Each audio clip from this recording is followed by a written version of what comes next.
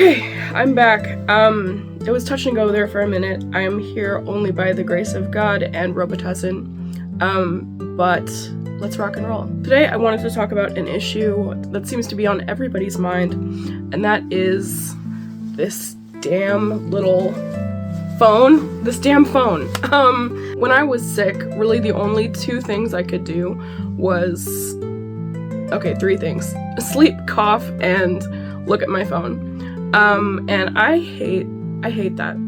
I really, that was not a good existence for me, because it is my personal belief that the phone as a philosophical concept is toxic, and every minute we spend away from it is a victory. Now, this sucks for me. I do have many screen-based hobbies. Many of my hobbies that aren't screen-based eventually get put on the screen for like exposure reasons, or trying to make it as an artist in this sad economy. So it all leads back to phone, and I don't like that. So today I wanted to talk about just some ways, just some strategies that you can employ throughout your day to look at phone less. That's the bare minimum goal for me in the new year. And I just wanted to talk about like how and why and strategies. My first idea is just a simple switcheroo. What do we do on our phone most of the time is read. At least I do. I'm always on Twitter. I'm trying to figure out what the hell's going on. So I'm thinking maybe just a simple switcheroo would be nice, like trading little pixel words for ink words. That sounds really good to me.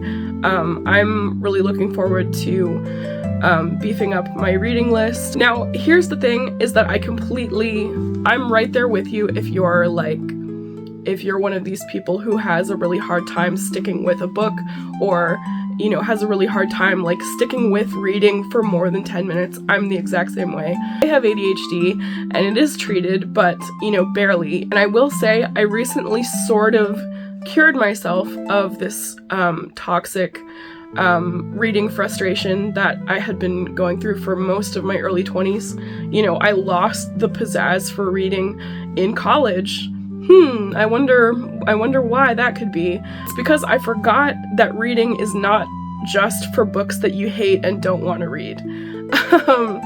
College was about books that I hated and didn't want to read. But then after college, it took years of figuring this out, but I was like, what if I read a book that sounded interesting to me? And you would be shocked and surprised about how quickly I was able to get through. The first book I picked up and read to completion in like 4 years was Helter Skelter, tawdry details of the Tate LaBianca murders in the following trial. Listen to me when I say your book that you start with can be as tawdry and as disgusting and as weird or specific to your interests as you would like. Not to mention, if you're an artist, it is also helpful to pick books that are tangentially related to your work, your art. Use myself as an example. I started to read into cults and cult psychology as research for this part of my novel that I'm working on that has to do with a cult that I just made up. So I'm of course reading a lot of books about the mechanics of cults and high control group relationship dynamics. That type of thing is very interesting to me because it's related to something I'm working on. So there's kind of like this project-oriented feeling that I get from reading, specifically cult psychology and high control group books. All this to say, if you're having trouble reading books, really truly start with a nonfiction book. I know that sounds dreadful, but it's really actually quite awesome. It's really hard for me personally to tell when a fiction book is going to be interesting to me, just reading the blurb or even just reading the first page in the bookstore. It's really hard for me to tell when a fiction book is going to hold my interest or not, which is why I've typically been gravitating towards nonfiction books, just because unless the author has a really strange way of describing these factual events, I usually don't have a problem with the book if I don't have a problem with the subject matter. So that is my tried and true method for getting back into reading again. Start with nonfiction, and it can be the most stanky, tawdry, disgusting, weird nonfiction you've ever heard of, as long as it holds your interest. If it's trashy, who cares? Yet another switcheroo activity. I spend a lot of time on my phone writing. I write stupid little tweets quite frequently. And so again, switch your phone keyboard into a pen and paper. I'm a big believer in journaling.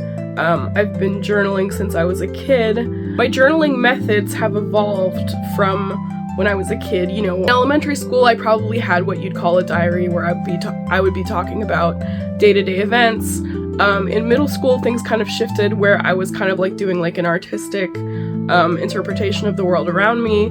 I would write down snippets of people's conversations and collect, you know, stuff I found on the ground, and, you know, so things were getting into the new school stage of journaling in middle school. In middle school, I'd also have like kind of a communal journal where I would pass it around to my friends, and that was a really great way to pass time and capture the daily mood just based on what other people wrote in my book. High school and college, I went back into like sad diary form, and now I usually just journal ideas. All this to say, there's a lot of different types of journals and types of journaling methods that you can do. If the traditional here's what happened to me today method isn't your thing, I totally get that. Just for some journaling ideas, I really like the idea of a self-care journal, writing about things you did to take care of yourself or things you're going to do to take care of yourself, just kind of like documenting just like personal care. I mean, I just think that's a really sweet and nice idea.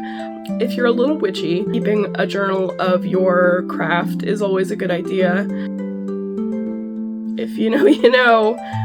I really, really like dream journals as an option too. If your response to that is, but I don't dream, I would say that actually keeping a dream journal for when you do dream gets your mind in the habit of recalling, you know, patterns, moods, and ideas from dreams. In time, you may be able to boost how often you dream just by writing down like certain moods that you wake up in. Like, I find that even if I haven't dreamt anything, if I wake up with a certain like emotional taste in my mouth, that's worth writing down, because it could be reflective of something you were just experiencing in your sleep. I'm a very passionate believer that dreams are important and awesome. I'm one of those people who remembers what they dream a lot, and I put special significance on the things I dream. It just feels important to me specifically. So I'm a big fan of dream journals and dreaming. Another method of journaling that I think is really cool is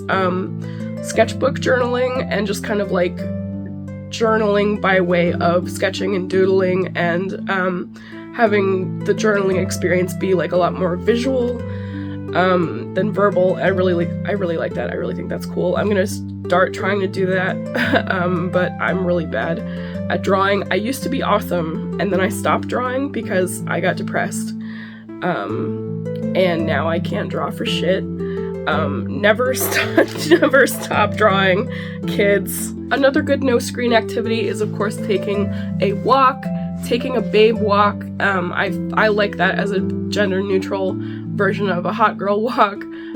Anyone can be a babe. Anyone can be a babe and walk around their neighborhood. Taking a walk is like a salad. Boring, uninteresting, kale and tomatoes, and you're like, gross, why would I eat this? There's a lot of dressing you can put on the babe walk. You can babe walk as in like put on a cool outfit and just walk around and, you know, just run into people, like witness this kind of vibes. There's of course the classic cat walk, where if you live in a neighborhood with a lot of different cats, you can take walks and make the rounds to all of your friends who are just cats who live outdoors. This is something I did in college, is just like I would, you know, visit all of the cats, have names for them of course, and just like visit them in order and then go back to my dorm. Love that. It's just kind of like you have to establish relationships with cats previously before taking a cat walk.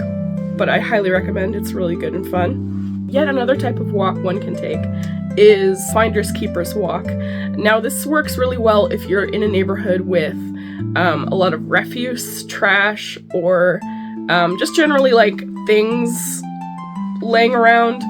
I know this I know this sounds gross, but it can be fun to walk and clean up trash at the same time. These little pickup sticks are like $14 online, and you can just like pick stuff up and put it in a trash bag. It's fun to have a goal-oriented walk, in my opinion. And sometimes you find cool stuff among the garbage, and that's really awesome. Don't take my word for it. This is something David Sedaris swears by. I can't remember the exact details, but I think they named a garbage truck after him, or something to that effect that, really tickled his fancy. Anyway, yes, these are all of the great types of walks you can go on, and, it's better than just a regular, oh, look at me, I walked around the block and now I'm home.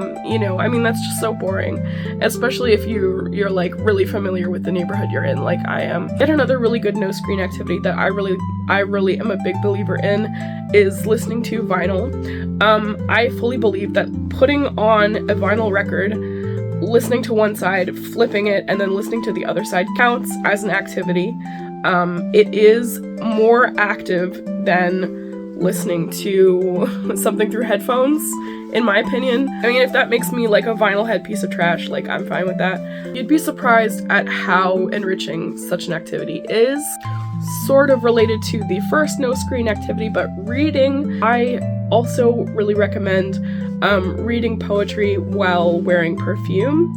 Kind of like smelling the perfume as you read this poem. Coming up with your own poetry perfume pairings are really fun. I did like 3 videos about this a while back, of just like really fantastic ways to pair verse and scent. Nothing can really transport you quite like either. So I think they're just like a really happy couple made in heaven. Another really fun no-screen activity is making collages, or their cousin, the vision board. Vision boards are really fun and cool, and I think they're really underrated. If you're anything like me, you have a ton of paper ephemera just from like over the years, magazines, books that are just crap anyway.